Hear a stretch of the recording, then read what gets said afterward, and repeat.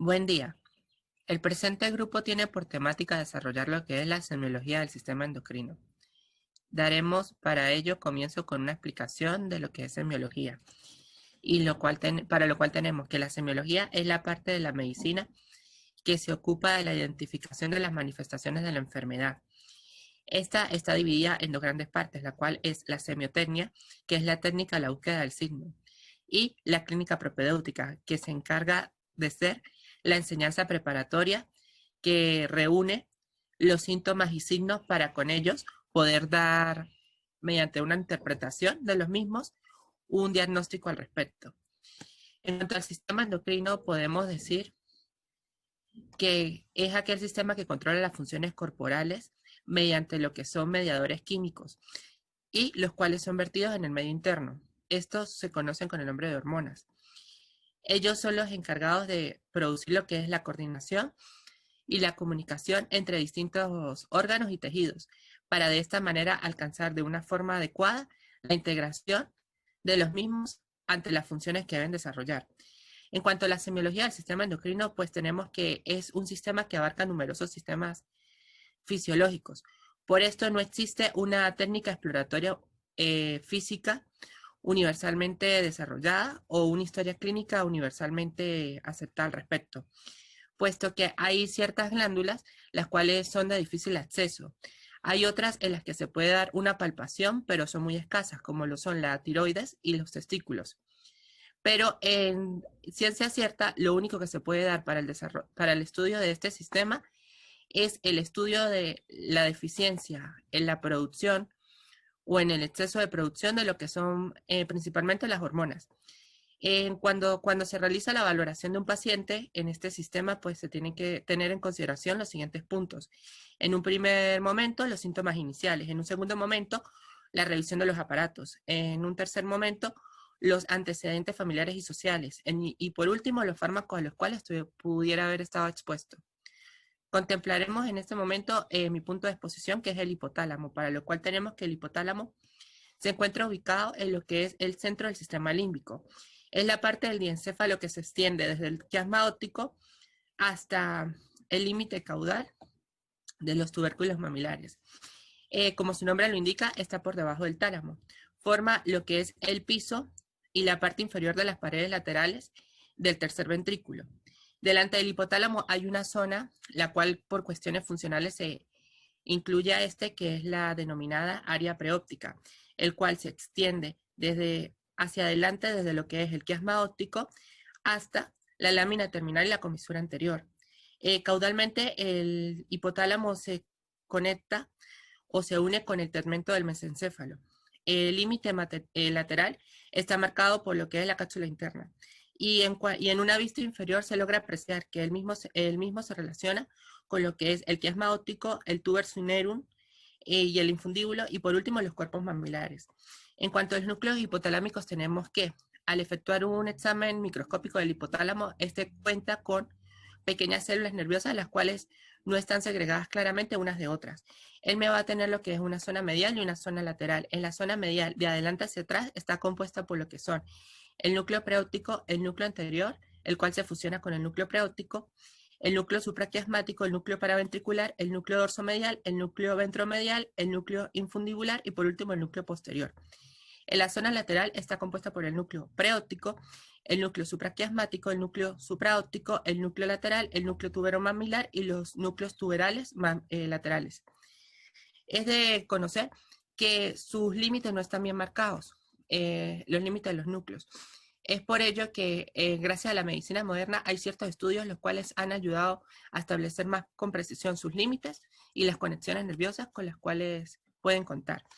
En cuanto a las líneas hipotalámicas de comunicación, tenemos que se van a desarrollar lo que son las conexiones nerviosas, el torrente sanguíneo y el líquido cefalorraquídeo como medios viables para poder el hipotálamo llevar información y recibir información al respecto. Continuaremos explicando lo que son las conexiones nerviosas, para lo cual tenemos que están las vías aferentes y las vías deferentes. Las vías aferentes, como conocemos, el hipotálamo se encuentra en el centro del sistema límbico, por lo cual recibe múltiples fibras aferentes de lugares tales como las vísceras, la membrana de la mucosa olfatoria, la corteza cerebral y el sistema límbico. En cuanto a las principales vías, tenemos a las aferentes somáticas y viscerales, donde la sensibilidad somática general y las sensaciones gustativas y viscerales alcanzan al hipotálamo a través de lo que son las fibras aferentes, lemniscales, el tracto solitario y la formación reticular. En cuanto a las aferentes visuales, las mismas abandonan lo que es el quiasma óptico para dirigirse al núcleo supraquiasmático. Las aferentes olfatorias viajan a través de lo que es el haz prosencefálico medial. Las aferentes auditivas no se tienen registro de las mismas, pero se conocen que deben existir puesto que las mismas tienen un estímulo en lo que es la actividad hipotalámica. Las fibras corticohipotalámicas nacen en lo que es el lóbulo frontal de la corteza cerebral y pasan directamente al hipotálamo. Las fibras hipotalámicas pasan del hipocampo a los tubérculos mamilares por medio del fornix. Las fibras amigdalohipotalámicas abandonan el complejo amigdalino y se dirigen al hipotálamo a través de lo que es la estría terminal y pasan por una vía por debajo del núcleo lenticular. Las fibras hipotalámicas se originan en lo que son los núcleos talámicos dorsomedial y de la línea media, y las fibras tegmentales nacen en lo que es el mesencéfalo. Por su parte, las vías aferentes, en cuanto a las fibras que descienden hacia el tronco del encéfalo y la médula espinal, estimulan o influyen a las neuronas periféricas que conforman el sistema nervioso autónomo. Descienden a través de una serie de neuronas en la formación reticular. El hipotálamo está conectado a núcleos parasimpáticos de los nervios, oculomotor, glosofaringeo y vago en el tronco del encéfalo. De forma similar, las fibras reticuloespinales conectan al hipotálamo con células simpáticas que se originan en las astas grises laterales del primer segmento torácico al segundo segmento lumbar de la médula espinal y eferencias parasimpáticas sacras de los segmentos 2, 3 y 4 de la médula espinal. En cuanto al tracto mamilotalámico, tenemos que la misma se origina en lo que es el tubérculo mamilar y termina en lo que es el núcleo anterior del tálamo.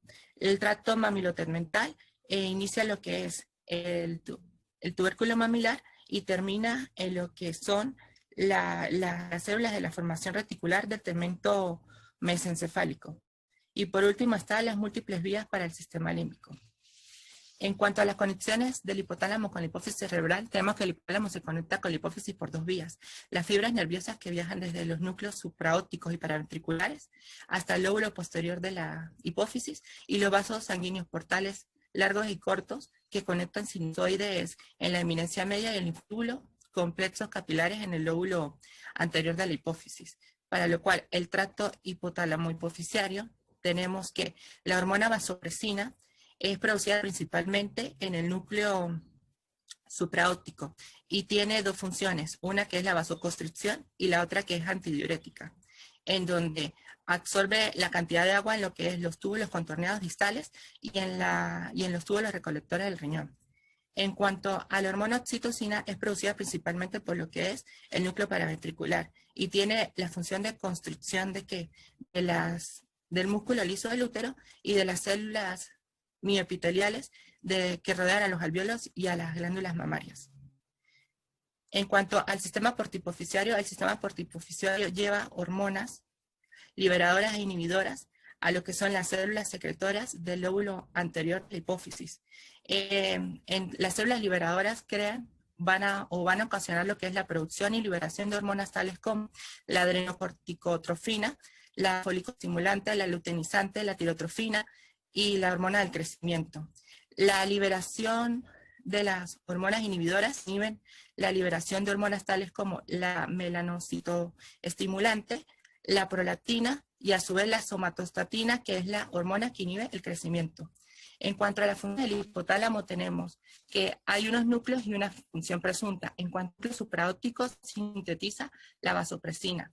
El núcleo paraventricular sintetiza la oxitocina. El núcleo preóptico y anterior controlan el sistema parasimpático. Los núcleos posterior y lateral controlan el sistema simpático. Los núcleos hipotalámicos anteriores regulan la temperatura con respuesta al calor.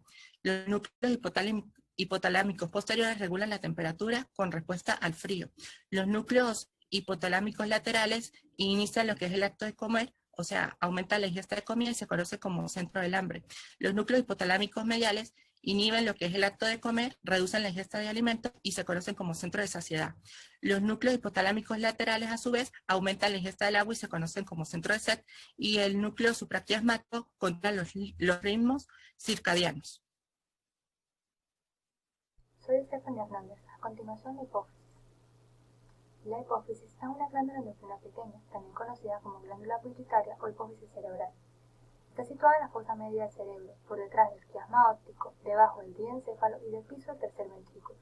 Se aloja en la fosa hipofisiaria de la silla turca y mide en el adulto de 12 a 15 milímetros en sentido transversal, 8 milímetros de atrás hacia adelante y 6 milímetros en sentido vertical. Pesa aproximadamente 0,55 gramos. Además, es de mayor tamaño en la mujer que en el hombre y aumenta aún más su tamaño durante el embarazo. Esta glándula está recubierta de la dura madre, pero no de la pía madre. La hipófisis está contenida en la célula hipofisiaria, la cual es osteofibrosa, cuyas paredes la separan de los órganos vecinos. Sus relaciones están contenidas en dos partes, una parte ósea y una parte fibrosa. La parte ósea es la silla turca excavada en la cara superior del esfenoide, limitada por las 4 apófisis crinoides. Por ende, forma las paredes inferior, anterior y posterior de la celda. Por otro lado, la parte fibrosa forma la pared superior y laterales. La parte superior está formada por el diafragma cerebral, y las paredes laterales están formadas por una hoja de la dura madre tendida desde la circunferencia menor de la tienda del cerebelo hasta el periósteo de la silla turca. Más allá de las paredes de la celda, la hipófisis se relaciona atrás con la celda cerebrosa, la protuberancia, la arteria basilar y las ramas colaterales, arriba con la cara inferior del cerebro y la región supracerebral.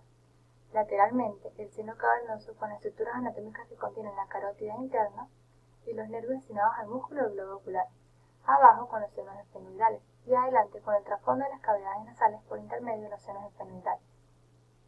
En relación a la vascularización y inervación de la célula, la irrigación de la glándula depende de las arterias hipofisiarias superior e inferior, ramas de la carótida interna.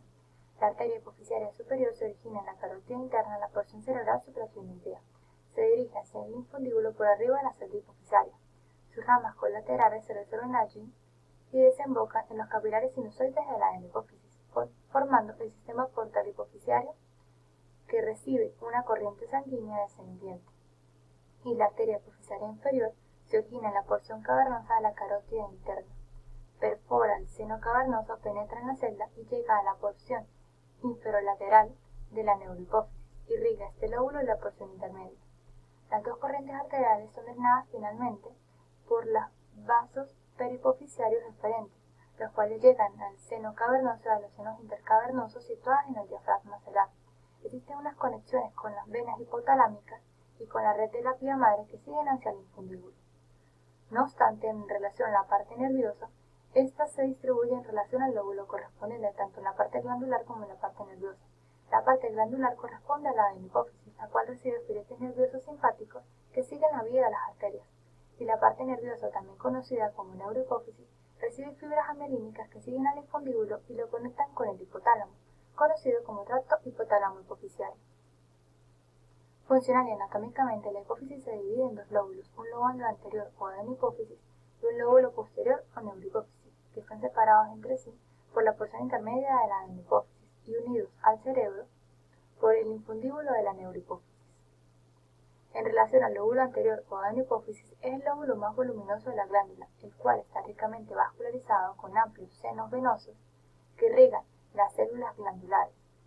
Estos se forman a partir de capilares que surgen en el hipotálamo en la eminencia media, que formarán pequeños troncos venosos para atravesar el tracto hipofisiario y posteriormente se volverán a separar en capilares, formando así un sistema porta análogo al hepático denominado sistema porta hipofisiario.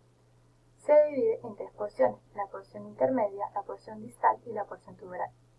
La porción intermedia corresponde a una hoja epitelial delgada de poco desarrollo en el hombre, que se encuentra en la parte posterior de la adenopófisis.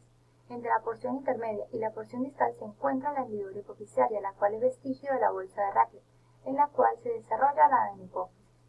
La porción distal es la porción anterior de la adenopófisis, la cual es de forma abultada y corresponde a la parte de mayor tamaño de la hipófisis.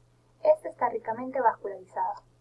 Finalmente, la porción tuberal es la porción de la prolongación superior de la adenopófisis, rodea al infundíbulo nervioso y a la eminencia media. También está ricamente vascularizada.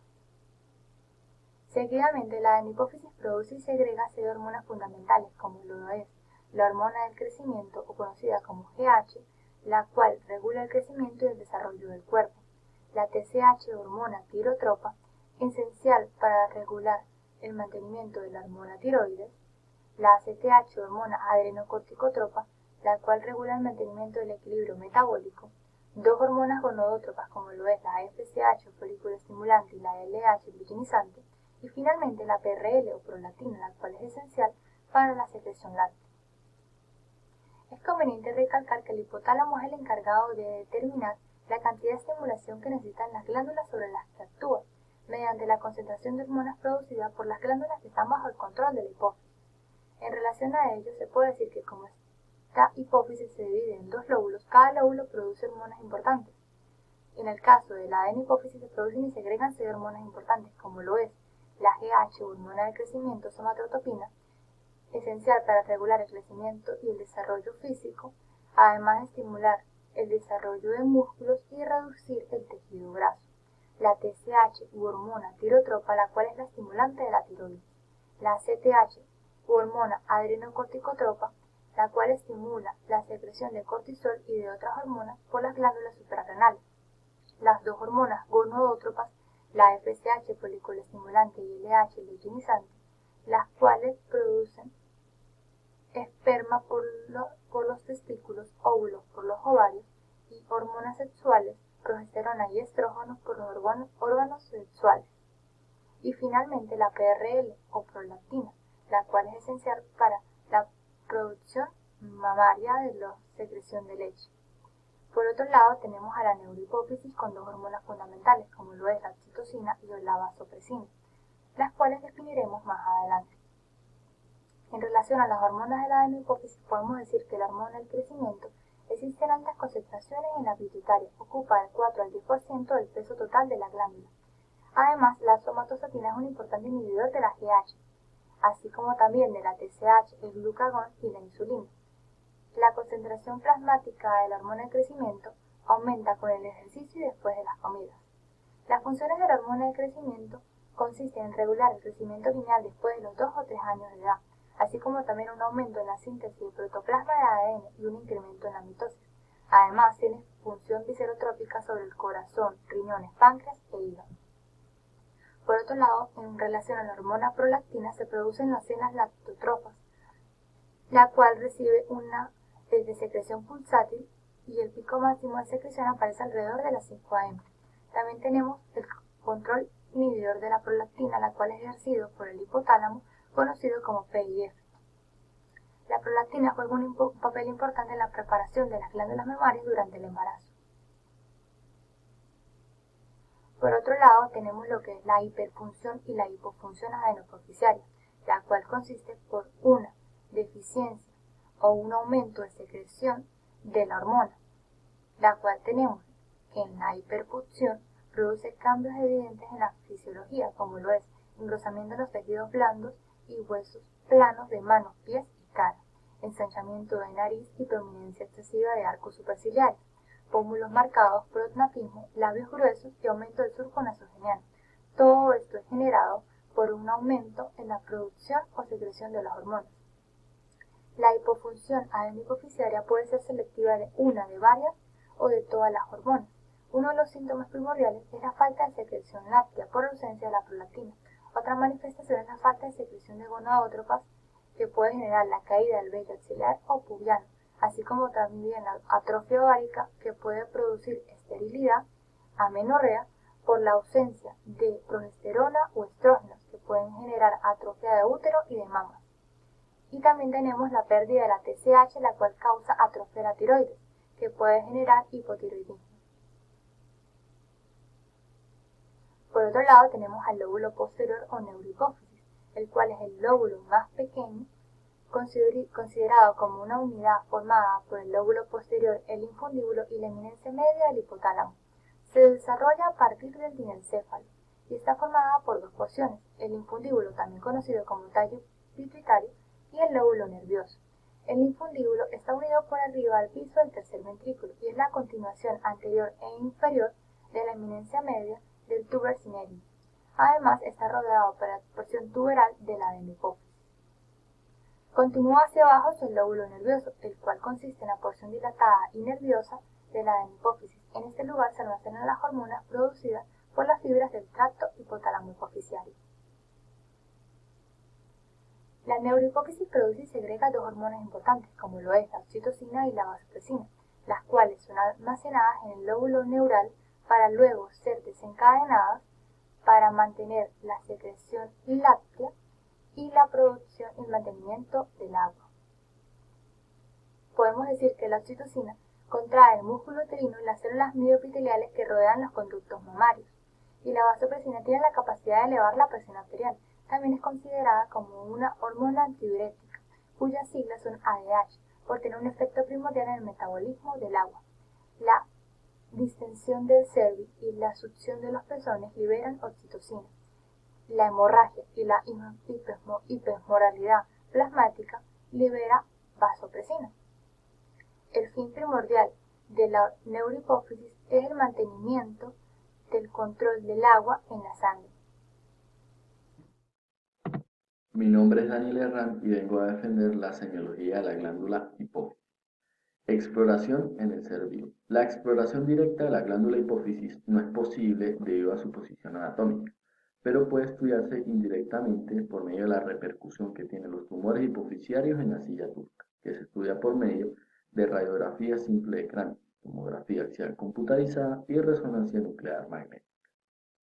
Otro método de determinar las características semiológicas de la glándula hipófisis es por medio de determinar los signos y síntomas de comprensión en las estructuras vecinas a la glándula, como son quiasmas, nervios, banderetas ópticas y nervios oculomotores. Y por último está la función hipofisial, que es por medio de un examen determinado llamado radioinmunoanálisis, que mide las hormonas de la glándula hipófisis en condiciones basales normales durante el día o la noche, dependiendo del resultado que queramos conseguir, o al inhibir o estimular su liberación.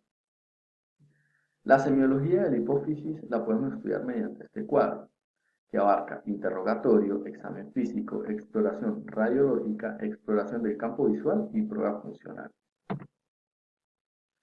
Interrogatorio. Se le pregunta al paciente sobre su esfera sexual, sobre su embarazo, parto y lactancia, menstruación y, muy importante, se le pregunta sobre su libido y potencia sexual, con el fin de determinar si hay una hipofunción en la hormona adenocorticotrópica.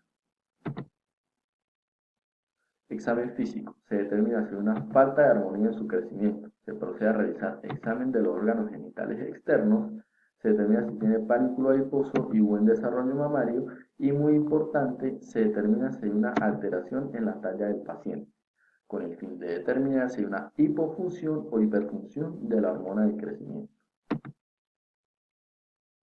Examen radiológico. Por medio de 3 herramientas. La radiografía simple de cráneo, la resonancia magnética y la tomografía axial computarizada. Nos permite ver la sección de la glándula en sus planos sagitales y coronales y las estructuras vecinas que lo rodean. Si el paciente presenta una tumoración hipofisiaria lateral, produce parálisis de oculomotores 3, 4 y 6. Y si el paciente presenta una tumoración hipofisiaria que crece por debajo de la silla turca, produce rinorrea. Exploración del campo visual, por medio de 2 métodos. La campimetría, que consiste en un aparato que emite una luz naranja y seguidamente emite unos haces de luces en forma de relámpago que el paciente deberá observar y pulsar un botón. En el que nos vamos a enfocar el examen visual por confrontación, que consiste en ponerse a 50 centímetros del paciente con los ojos contralaterales tapados con una mano y con el otro dedo de la otra mano mover de lateral a medial o de afuera hacia adentro en direcciones variables. La alteración que podemos conseguir con este examen es la hemianopsia bitemporal vinculada a la compresión del quiasma óptico, que afecta la mitad del campo visual, como lo vemos en esta imagen. Pruebas funcionales. Se pueden dividir en 4 grupos. El primer grupo es el estudio gonadotrófico, que es por medio de pruebas con la hormona liberadora de la gonadotrofina, que se analiza por pruebas de sangre para ver si la hipófisis actúa correctamente con la liberación de esta hormona. Un segundo sector o sector prolactínico, que es con pruebas con la hormona liberadora de la tirotrofina y con drogas con acción dopaminérgica.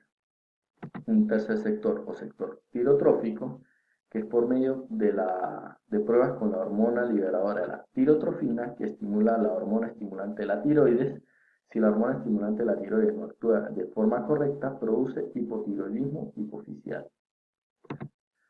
Y un cuarto sector o sector somatotrófico, que existen dos pruebas, la prueba estimulante y la prueba de inhibición. La prueba estimulante es por medio del test de intolerancia a la insulina y la prueba de inhibición es por medio del test de tolerancia oral a la glucosa. Hormonas de la hipófisis. La hipófisis secreta la hormona de crecimiento o somatotropina, la hormona adenocorticotrópica, la hormona estimulante de la tiroides, la hormona luteinizante y folículo estimulante que se estudian juntas, y la hormona prolactina. Y la neurohipófisis secreta oxitocina y vasopresina. De acuerdo a la mucha o poca producción de las hormonas de la adenohipófisis, podemos observar las siguientes patologías. En la hormona de crecimiento, si hay una hipofunción, produce enanismo hipoficiario, que consiste en el tamaño corporal. Es pequeño, hay un ligero retardo sexual, pero no un retardo en el desarrollo intelectual, y puede ser ocasionado por tumores hipotalámicos. Y si hay una hiperfunción, produce gigantismo en niños y acromegalia en pacientes mayores de 30 años, que consiste en crecimiento desmedido y deformante de los brazos y piernas.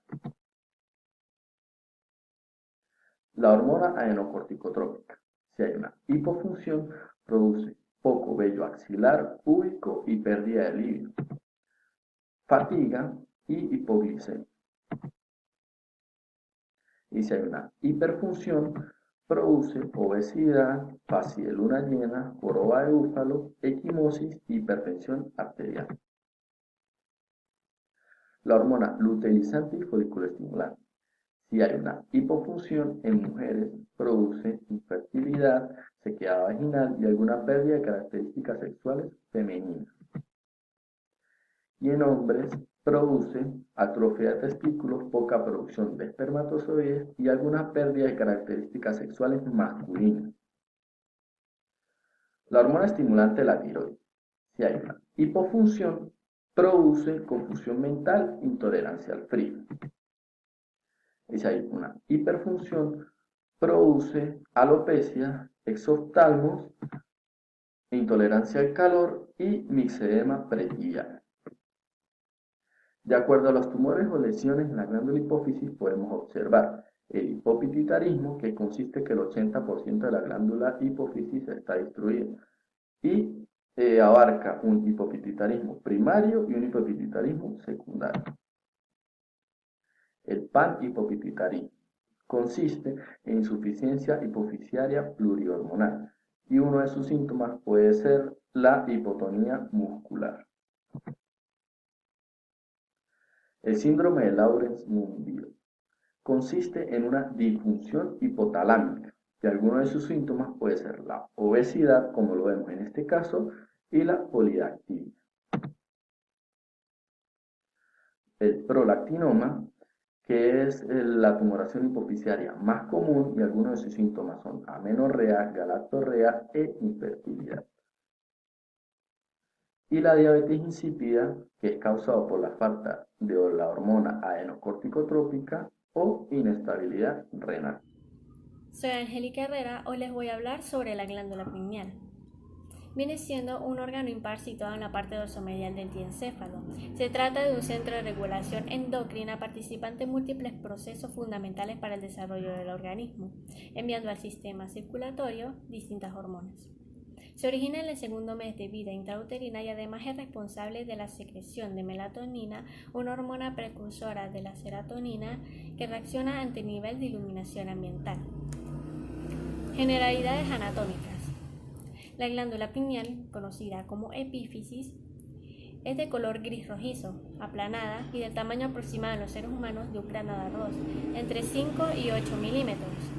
Se ubica justo por encima del colículo superior, posterior al tercer ventrículo, debajo de la estría medular, entre los órganos del tálamo colocados lateralmente. Viene siendo parte del epitálamo, situándose en la cisterna cuadrigémina bañada de líquido cefalorraquídeo. La glándula pineal está cubierta por una cápsula de pía madre y posee un parénquima compuesto por dos principales grupos celulares: los pinealocitos, siendo las principales células contenidas en la glándula pineal encargadas de la secreción de melatonina, importante en la regulación del ritmo circadiano. En los humanos, el núcleo supraquiasmático comunica el mensaje de oscuridad hacia los pinealocitos y como resultado estos controlan el ciclo diurno y nocturno. Las células intersticiales se ubican entre los pinealocitos y constituyen una pequeña porción de la población de la glándula. En algunas partes del cerebro y principalmente en la glándula pineal hay estructuras de calcio cuyo número incrementan con la edad y son llamados acérbulos intersticiales. Vascularización. La irrigación sanguínea de la glándula pineal se origina a través de colaterales provenientes de las arterias coroideas posteriores, ramas de la arteria cerebral posterior, que rodean la cápsula pineal y penetran en ella. Ahora, el drenaje venoso de la glándula pineal se realiza mediante pequeñas vénulas que confluyen para desembocar en la vena de Galenos o cerebral magna. La glándula pineal está inervada por fibras simpáticas del sistema nervioso central, siendo la principal vía el ganglio cervical superior de la cadena paravertebral, principal aferencia postganglionar que forma al nervio pineal y se encuentra en el tentorio cerebral. Hace parte de una vía multisináptica con origen en la retina que dirige hacia la glándula pineal información lumínica procesada bajo la forma de impulsos nerviosos, siendo por tanto responsable de controlar el ciclo diurno y nocturno y liberación de melatonina. Funciones de la glándula pineal. Secreta melatonina, produce DMT y es un depósito de serotonina. Refuerza el sistema inmunitario, regula funciones endocrinas, reabsorción de radicales libres, regula los ciclos de vigilia y sueño, regula ritmos estacionales de estrés, rendimiento físico y estado de ánimo e influye en las hormonas sexuales. Regulación de biorritmos. La glándula pineal es la parte del cerebro que al reaccionar ante la cantidad de luz presente en el ambiente se encarga de secretar melatonina sintetizada a partir de serotonina, teniendo la función primordial de controlar el ciclo diurno y nocturno. Emoción y felicidad. Además de otras hormonas con efecto en el estado de ánimo, la glándula pineal se encarga de generar endorfinas, hormonas que provocan estados de felicidad y permiten regular el dolor. Comportamiento sexual. La glándula pineal participa en la secreción de diversas hormonas, especialmente aquellas que dirigen el ciclo menstrual de la mujer, como por ejemplo las hormonas foliculoestimulante y luteinizante. Pigmentación. La melanina secretada por la glándula pineal participa en la pigmentación de la piel, dando un tono ligeramente oscuro en distintas especies. Desarrollo y maduración. Algunos casos médicos han estimulado investigaciones sobre la glándula pineal, estableciendo una gran relevancia a la hora de iniciar la pubertad. En los primeros años de vida, la glándula pineal está fuertemente activada. Sin embargo, la producción de melatonina entre los 8 y 12 años desciende, momento en el que inician los primeros cambios fisiológicos que culminan con el paso del niño al adulto. Además, la melatonina ha sido descrita en el tratamiento de enfermedades degenerativas tales como el Alzheimer.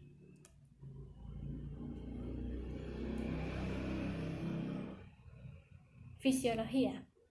Los estímulos nerviosos generados por las células fotorreceptoras de la retina son enviados al hipotálamo anterior a través del nervio óptico, constituyendo así el tracto retinohipotalámico. Este se proyecta dentro del núcleo supraquiasmático, donde inicia una vía multisináptica con escala hacia el núcleo paraventricular hipotalámico y después hacia la columna intermedio lateral entre los niveles de T3 y T1 de la médula espinal. Desde este núcleo espinal parten axones preganglionares que se proyectan hacia el ganglio cervical superior, cuyas fibras postganglionares alcanzan la glándula pineal. Trastornos relacionados con la glándula pineal. Calcificación. Es el principal problema de la glándula pineal, puesto que tiende a acumular fluoruro que con el paso de los años forma cristales de fosfato y endurece la glándula, hecho que conduce a una menor producción de melatonina y causa la alteración del ciclo diurno y nocturno en la vejez. Desequilibrio emocional. Puede generar trastornos depresivos al no liberar el cerebro las endorfinas suficientes. Ocasiona cambios frecuentes en el ciclo menstrual y la ovulación de la mujer. Cefaleas frecuentes que pueden confundirse con migrañas, vómitos e incluso temblores. Tumores o quistes de la glándula pineal que pueden producir la pubertad precoz. Principales enfermedades de la epífisis. Los pineocitomas son tumores de la región pineal, presentan calcificación con frecuencia, son de lento crecimiento y afectan a adultos entre 25 y 35 años de edad.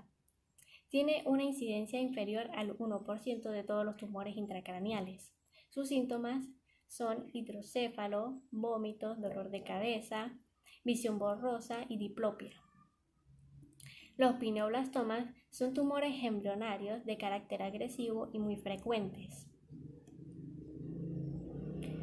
El síndrome de Piranhau son un conjunto de alteraciones de la motilidad ocular tanto intrínseca como extrínseca y disfunción pupilar que se caracteriza por la parálisis de la mirada vertical hacia arriba y se observa en pacientes con tumores en la epífisis. Métodos de observación a través de resonancia magnética, rayos X de cráneo y TAC. Soy Yetsabe Evia y voy a hablar acerca de la glándula tiroides. Es una glándula impar situada en el tercio inferior del cuello, adelante y a los lados de la tráquea, rodeando el eje visceral aerodigestivo. El espacio que ocupa la glándula se denomina celda tiroidea y está separado de los órganos vecinos por medio de planos faciales. La vaina visceral que engloba a la tráquea y el esófago fija firmemente la glándula a estas estructuras, y esta es la razón de que la tiroides se eleve simultáneamente durante los movimientos de deglución. Es uno de los órganos endocrinos más grandes del organismo. Posee dos lóbulos derecho e izquierdo casi simétricos y unidos por una banda estrecha de tejido glandular denominada istmo. Con frecuencia desde el istmo puede proyectarse un crecimiento con forma digital que recibe el nombre de lóbulo piramidal. La forma de sus lóbulos es cónica, con un polo superior afilado que alcanza la línea oblicua superior del cartílago tiroides y un polo inferior más ensanchado que alcanza el quinto anillo traqueal a nivel de la apertura superior del tórax. Posee tres caras, una cara anteroexterna convexa y superficial, una cara visceral cóncava y aplicada a las vísceras del cuello y una cara dorsal que une a las dos caras anteriores. Se relaciona anteriormente y está cubierta sucesivamente por la piel, el tejido subcutáneo, el músculo platisma, la hoja superficial de la fascia cervical, los músculos esternocleidomastoideos e infraoideos.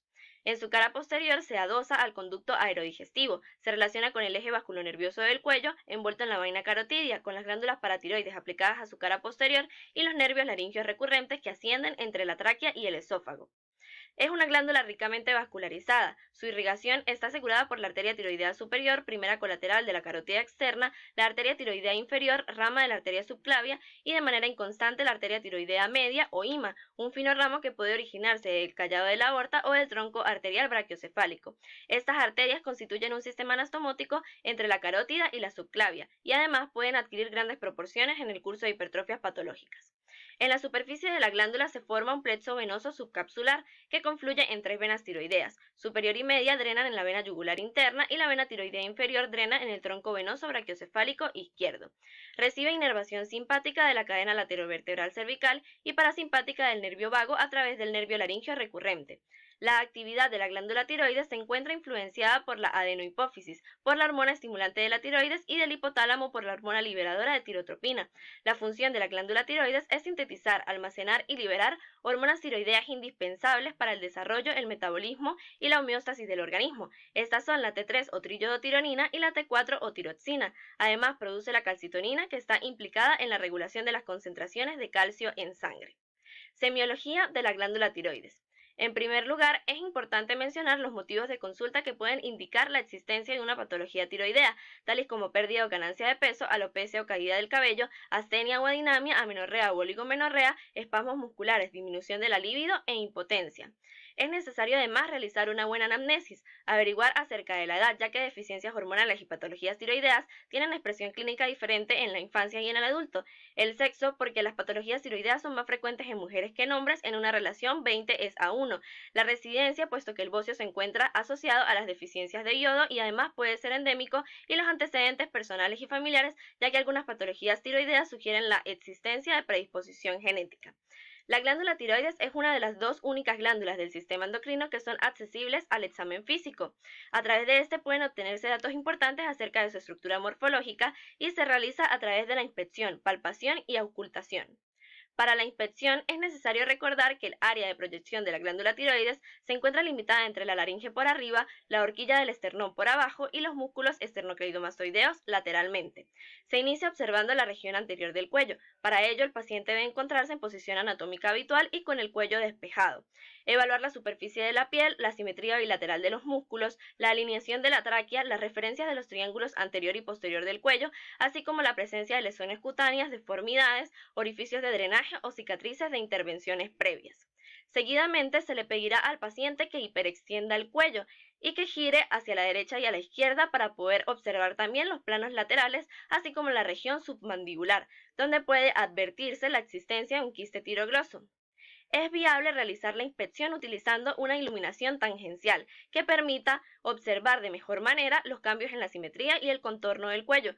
Además, observar lo que sucede cuando el paciente deglute, dada la importancia semiológica que se le otorga al ascenso de nódulos tiroideos o estructuras relacionadas con la laringe durante la deglución. La inspección finaliza con la observación del relleno venoso, modificado en ocasiones por la existencia de masas cervicotorácicas que ocluyen parcialmente la apertura superior del tórax. Para ello se le solicitará al paciente que eleve ambos miembros superiores simultáneamente y por arriba de la cabeza. Si al cabo de unos segundos presenta ingurgitación yugular, plétora torácica y disnea, el signo de Pemberton será positivo e indicativo de la existencia de un bocio endotorácico. Luego de la inspección viene la palpación. En esta, además de evaluar la forma y tamaño del tiroides ya descritos, evaluaremos la consistencia y la sensibilidad de la glándula. Cabe destacar que la textura de la tiroides es parecida a la de la goma, muy flexible a la palpación. Es viable realizar la palpación con el sujeto sentado y existen 3 maniobras. El abordaje posterior está representado por la maniobra de Kervain, en la cual el examinador se sitúa detrás del paciente, coloca ambas manos alrededor del cuello, los dedos pulgares descansan sobre la nuca y los dedos restantes hacia la región anterior del cuello.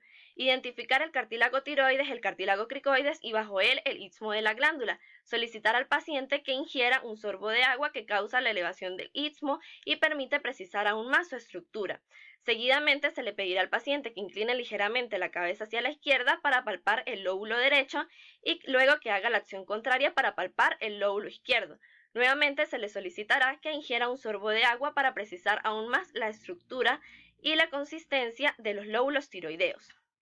El abordaje anterior está representado por la maniobra de Lahey, en la cual el examinador se sitúa delante del paciente. Coloca el dedo pulgar contra la tráquea superior, lo que hace que se exteriorice más el lóbulo del lado contrario y sea accesible al pulgar de la otra mano. El pulgar realiza movimientos circulares para poder palpar la superficie del lóbulo. Cabe destacar que en todas las maniobras estos movimientos deben hacerse muy suavemente, ya que hacer mucha presión no permite observar bien los detalles. Por otro lado, tenemos la maniobra de Crilley, que es una variación de la técnica anterior. También el examinador se sitúa delante del paciente, pero esta se realiza con una sola mano. Los dedos índice y medio desplazan la tráquea hacia un lado y el dedo pulgar es el que palpa la superficie de los lóbulos en busca de nódulos o deformidades.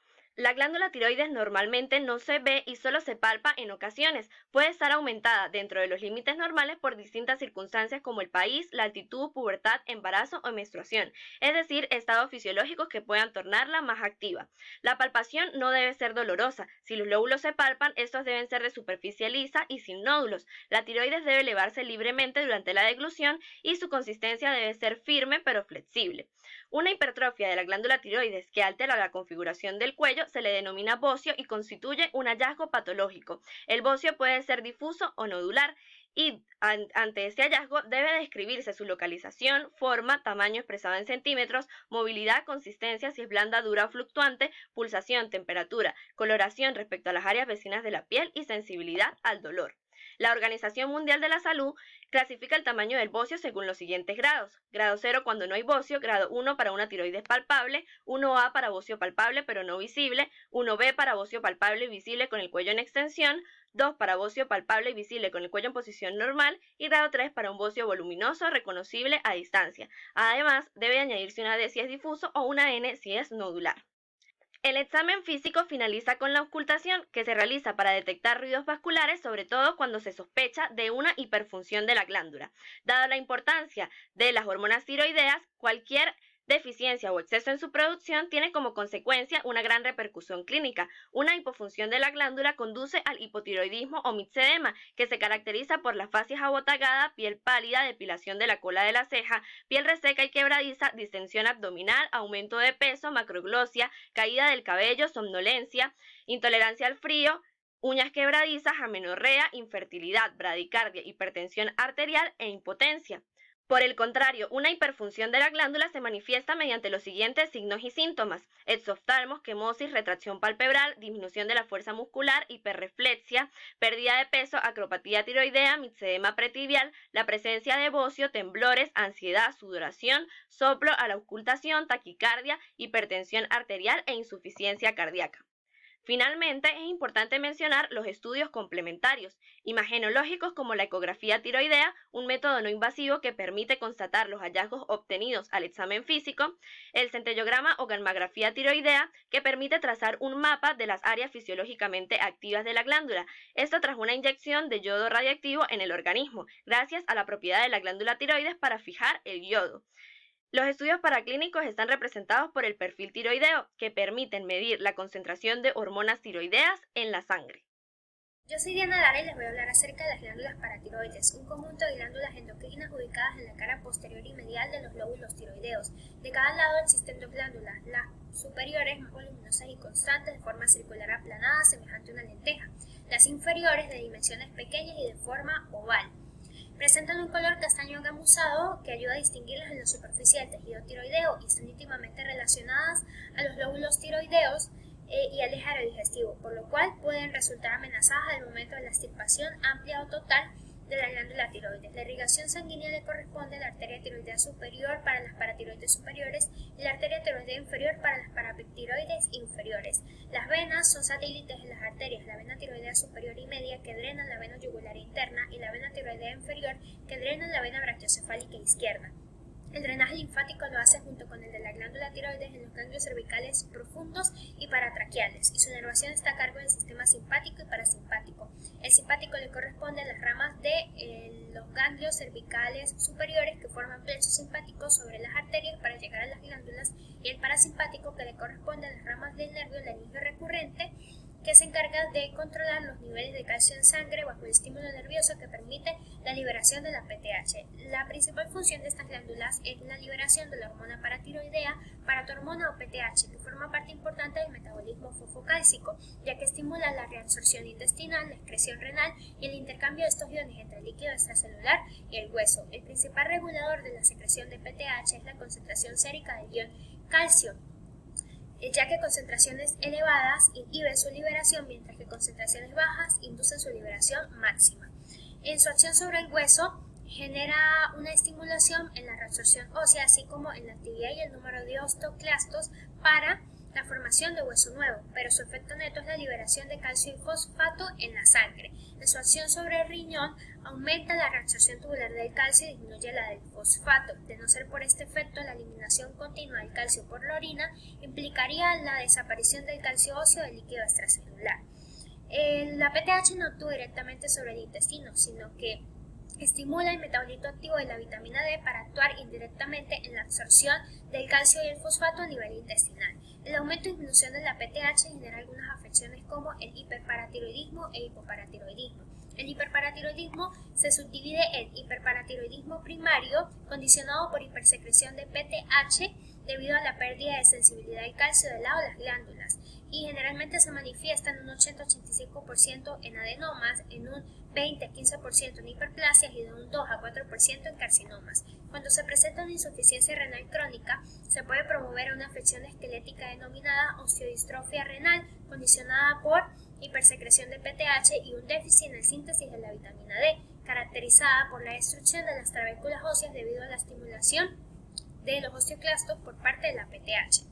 El hiperparatiroidismo terciario es un hiperparatiroidismo secundario con alteraciones prolongadas en el metabolismo mineral que ocasiona hiperplasias de las glándulas, así como lleva a la transformación de los adenomas autónomos, que tiene como resultado un incremento en la secreción de PTH, aumentando los niveles de calcemia. Los signos y síntomas son leves y escasos al comienzo y se van aumentando dependiendo de la evolución de la enfermedad. Entre ellos destacan la nefrolitiasis cálcica recurrente, la nefrocalcinosis e insuficiencia renal crónica, el dolor óseo, osteoporosis, osteopenia, osteitis quística, mientras que las deformaciones óseas y las fracturas patológicas son expresión de un estadio avanzado de la enfermedad. Se presenta también la astenia, fatigabilidad, irritabilidad emocional, depresión, fallos en la memoria, así como debilidad de los músculos proximales por disminución de la excitabilidad neuromuscular, náuseas, dolor abdominal, estreñimiento y anorexia. En cuanto a los métodos de diagnóstico, el examen físico ni la historia clínica proporcionan indicios claros de hiperparatiroidismo, y debido a que la hipercalcemia es el signo más evidente, para lograr un diagnóstico se deben realizar algunos exámenes de laboratorio. Entre ellos, para detectar la calcemia, se encuentra la medición de la concentración sérica del calcio en conjunto con sus proteínas totales o la albúmina, donde daría positivo para hiperparatiroidismo cifras mayores a 10.5 miligramos por decilitros. Y la medición del calcio sérico ionizado, que es más exacta que la anterior, y sus valores normales oscilan entre los 4.7 miligramos por decilitro. Para su cálculo se necesita la corrección del pH a 7.4 debido a la acidosis hiperclorémica asociada al hiperparatiroidismo. El diagnóstico definitivo se realiza mediante el examen de la hormona paratiroidea, que estudia los niveles de PTH en el plasma circulante mediante métodos de inmunoradiométricos IRMA e inmunoquimioluminiscencia IRMA, que estudian la molécula intacta. Los niveles normales oscilan entre los 30 y 60 picogramos por mililitro y se debe estudiar en conjunto con los niveles de calcio sérico, ya que si ocurre una hipercalcemia con niveles altos de PTH sería positivo para hiperparatiroidismo. Si hay hipercalcemia con niveles normales de PTH nos haría sospechar del diagnóstico, mientras que si hay hipercalcemia con niveles bajos de hiperparatiroidismo de PTH, deberíamos de sospechar un proceso fisiopatológico ajeno a estas glándulas. En cuanto a los métodos de imagen, encontramos la ecografía de alta resolución, que permite estudiar la morfología de las glándulas. Sin embargo, las glándulas normales no se logran apreciar en la ecografía, mientras que las glándulas patológicas se muestran como una lesión nodular de márgenes bien definidos. La sensibilidad diagnóstica varía entre el 60 y el 80%, dependiendo de la experiencia del radiólogo y de la etiología del hiperparatiroidismo, ya que en presencia de adenomas tiene una sensibilidad mayor al 80%, mientras que en hiperplasia disminuye del 43 al 65%. Otro de los métodos es el centellograma de talio-tecnecio o CESTAMIBI, en donde se proporciona una inyección de talio 201 y de tecnecio 99. El talio es captado por el tejido paratiroideo hiperfuncionante y por el tejido tiroideo normal, mientras que el tecnecio se extrae digitalmente en la imagen tiroidea para de esta manera evidenciar lo que viene siendo el tejido paratiroideo hiperfuncionante. En adenomas tiene una sensibilidad del 70-80% de los casos. Si resulta negativo, se puede realizar una tomografía computarizada o una resonancia magnética para detectar hiperplasias en los pacientes. Otra de las afecciones es el hipoparatiroidismo, en donde la hipocalcemia e hiperfosfatemia está condicionada por un déficit de las glándulas paratiroides para secretar cantidades adecuadas de PTH, o lo más raro, un déficit en su función biológica de la PTH en sus órganos blancos. En cuanto a su etiopatogenia, puede ser hipoparatiroidismo postquirúrgico debido a la lesión de las glándulas tras una cirugía de cuello, en especial las relacionadas a la glándula tiroides. Puede ser idiopático, que es un grupo heterogéneo condicionado por un déficit en la secreción de la PTH, que puede coexistir con otras afecciones autoinmunes como la enfermedad de Addison o la tiroiditis de Hashimoto, y el hipoparatiroidismo congénito, que se presenta en forma de agenesia y disgenesia, como en el caso del síndrome de DiGeorge, por anomalías del tercer y cuarto arco branquial, lo que genera una ausencia de glándulas paratiroides y aplasia tímica. Las manifestaciones clínicas: la tetania por hipocalcemia es la más común y se produce por una caída de los niveles de calcio por debajo de los 7 miligramos por decilitro. Cuando los niveles de calcemia se mantienen alrededor de los 7 u 8 miligramos por decilitro, no existen indicios claros de tetania manifestante. Sin embargo, el médico las puede generar a través de maniobras semiológicas, y en este caso sería tetania latente. Otra de las manifestaciones clínicas son las lesiones dermatológicas asociadas al hiperparatiroidismo idiopático, que incluye la calvicie focal, las uñas quebradizas y los cabellos finos. Entre los signos clínicos de tetania latente destaca el signo de Chosted, que es la contracción rápida y unilateral de los músculos faciales tras la percusión sobre el nervio facial por delante del conducto auditivo externo y debajo del arco cigomático. Este puede dar positivo hasta en un 25% de las personas sanas y negativo hasta en un 29% de personas con hipocalcemia. El siguiente signo es el signo de Trousseau, que consiste en producir un espasmo carpopedal generando una presión sobre un tronco nervioso, por ejemplo el cubital, o generando una presión mecánica sobre la arteria braquial con el manguito del tensiómetro por encima de la presión sistólica y más allá de 3 minutos, lo cual va a generar cambios isquémicos en toda la extremidad y los músculos se van a volver más susceptibles a la hipocalcemia, generando de esta manera el espasmo, que se muestra como una flexión de la muñeca, flexión de la articulación metacarpofalángicas, así como una hiperextensión de los dedos y flexión del dedo pulgar sobre la palma de la mano. La mano adopta una forma cónica denominada mano de partera o comadrona. Además del hallazgo visual, la persona siente que los dedos se le van a torcer y calambres bastante incómodos. Para terminar, se realizan una serie de exámenes paraclínicos para determinar la hipocalcemia. Entre ellos destaca el examen de la hormona paratiroidea PTH, que sería positivo para una hipofunción, niveles inferiores a los 30 o 60 picogramos por mililitros. La hipocalcemia se puede calcular. En el hipoparatiroidismo idiopático, la calcemia oscila entre los 5 y 6.5 miligramos por decilitros, mientras que en el postquirúrgico oscila entre los 5 y 8 miligramos por decilitro. Esto depende del daño quirúrgico que se haya ocasionado. La fosfatemia, a la inversa de la calcemia, aumenta y excede los 4.5 miligramos por decilitro, que es el rango superior de normalidad en los adultos. La calciuria se encuentra disminuida generalmente por concentraciones por debajo de los 80 miligramos por 24 horas. Mi nombre es Dylan León, proseguiré con el timo. El timo es un órgano cervitoráxico impar mediano que se va a situar en la base del cuello. La celda tímica en la parte anterior del mediastino superior va a poseer forma alargada y aplanada en sentido anteroposterior, como observamos en la imagen. Está constituido por un cuerpo que presenta 2 lóbulos. Dichos lóbulos se encuentran separados el uno del otro por tabiques que se originan en la cápsula del órgano y a su vez se encuentran reunidos por un cordón central. Cada lóbulo está formado por una capa cortical y una capa medular. Este órgano destaca que posee una extremidad superior en la que destacan 2 cuernos que llegarán hacia la glándula tiroides y una extremidad inferior que puede presentarse bifurcada y se adosará al pericardio. Las relaciones a nivel cervical en su cara anterior se relacionará con la hoja pretraqueal de la fase cervical y los músculos infraoideos. En la cara posterior se relacionará con la tráquea, con la arteria carótida común y con el nervio laríngeo recurrente. Lateralmente se relacionará con lo que viene siendo la arteria carótida común derecha e izquierda y hacia arriba se relacionará con los lóbulos tiroideos.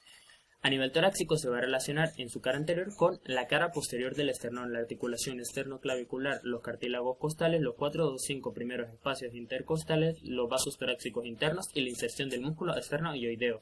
En su cara posterior se relacionará con la tráquea, con el callado aórtico, con el tronco arterial brachiocefálico, con la vena brachiocefálica izquierda y la arteria carótida común izquierda. Lateralmente se relacionará con la pleura parietal, el nervio frénico y los vasos pericárdicos frénicos. Su vascularización e inervación. El timo presenta 3 tipos de arterias. 2 arterias tímicas superiores que llegarán hacia la extremidad superior del órgano. Dichas arterias provienen de la arteria tiroidea inferior. 2 arterias tímicas laterales. Estas llegan hacia los lóbulos del órgano y provienen de la arteria torácica interna. Y por último, una arteria tímica posterior. Esta se va a originar del tronco arterial brachiocefálico en la proximidad del origen del callado aórtico.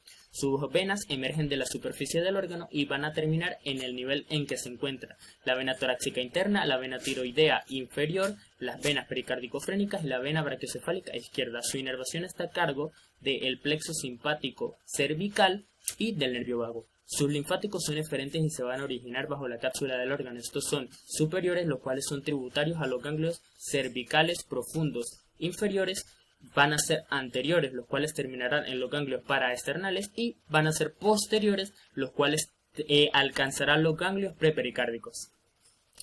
La evolución del timo. El timo es un órgano transitorio que adquiere su máxima capacidad hacia la pubertad. A partir de allí entrará en regresión y en la edad adulta está representado por vestigios fibroadiposos. Dichos vestigios sustituirán una gran parte de su parénquima. La anatomía funcional del timo. El timo se asemeja a una glándula endocrina no solamente porque se forma a partir del tercer arco braquial, sino que porque va a cumplir funciones de secreción de hormonas con efecto inmunomodulador. Como es el caso de la timopoyetina, esta hormona va a ayudar en la regeneración de las neuritas, en la apoptosis, en lo que viene siendo la fibrosis y la respuesta inflamatoria. Su función más importante es la regulación de la arquitectura celular. La timosina es otra hormona que va a cumplir un papel importante en el desarrollo de lo que viene siendo las células del sistema inmunológico. Y por último, la timolina va a influir en reducir el daño o el dolor que se siente durante la inflamación, además de jugar un papel bastante importante en las interacciones neuroendocrinas y en el sistema inmune. El timo también forma parte de lo que viene siendo uno de los 2 órganos linfáticos primarios. Esto atribuye a la formación de los linfocitos y va a cumplir un papel bastante importante dentro del cuerpo, específicamente durante los primeros años de nuestras vidas. Va a funcionar como un centro de diferenciación, maduración y selección de células del sistema inmune, específicamente de los linfocitos. Debido a sus dimensiones y a su situación posicional, el timo normal no se puede palpar ni se observará en radiografías cervicotorácicas normales. La exploración semiológica, la percusión. Esta es una maniobra de exploración clínica, la cual consiste en golpear dedos con otros aplicados sobre una superficie corporal para así medir las variaciones sonoras producidas. Con esta técnica se va a revelar matidez cuando el órgano existe en condiciones normales, siendo en un niño o en un recién nacido. Si presenta matidez en una edad adulta es porque hay una hipertrofia patológica o bien una involución retardada. La radiografía de tórax. Este es un examen de diagnóstico no invasivo mediante la exposición del cuerpo a radiación ionizante, la cual va a generar imágenes dentro del interior del cuerpo. Por lo general se realiza la frontal y la lateral, pero estas proporcionan datos incompletos, por lo que se añade una tercera radiografía, que es la oblicua, específicamente del lado anterior izquierdo. Estas radiografías se van a realizar en una posición anatómica de bipedestación, con las manos en la cadera, el pecho en contra de la placa, o bien de costado con el brazo elevado y costado en contra de la placa. Debe realizarse de manera inmóvil y con una inspiración forzada. Con el uso de las radiografías, sus tumores, sean benignos o malignos, se manifestarán como opacidades de volumen variable, a veces medias, pero por lo general van a estar lateralizadas, como el propio órgano. y se situarán en el mediastino medio y anterior. El uso de la radiografía revelará una imagen radiopaca poco densa superpuesta al pedículo vascular cardíaco, que cuando el órgano se aprecia un aumento de tamaño se desborda por los costados del esternón, como podemos observar en la imagen. Cuando este órgano presenta dicho aumento debe diferenciarse del pedículo vascular cardíaco, de adenopatías iliares y de tumores mediastínicos. Se puede emplear el uso de la mediastinoscopia para retirar material y eliminar ciertas sospechas. O bien, se puede emplear el uso de la tomografía axial computarizada. Esto es un examen de diagnóstico que produce múltiples imágenes o fotografías del interior del cuerpo, reformateadas en diferentes planos, ubicándose a veces en 3 dimensiones para brindar mayor detalle. Acá podemos observar en esta tomografía axial computarizada un timoma. Esta se va a realizar en posición anatómica de cúbito supino. Además de lo que vienen siendo los exámenes radiológicos, se puede añadir un examen sanguíneo. Este se realiza mediante cateterismo venoso-braquial, el cual llegará hacia las venas tímicas que termina en la brachiocefálica izquierda. En este punto podemos extraer sangre para la numeración e identificación de los linfocitos T, o bien para opacificar las venas en este punto. Existen ciertas enfermedades que se van a relacionar con el timo. Acá las podemos observar. La miastenia gravis. La miastenia gravis es una enfermedad de la placa motora que se caracteriza por déficit muscular y fatiga. Su causa principal es la hiperplasia del timo y los timomas. El 80% de los pacientes que presentan esta enfermedad es causado por anomalías dentro del timo. Se estima aproximadamente que dentro de 100 miastémicos, alrededor de 20 presentan un timoma.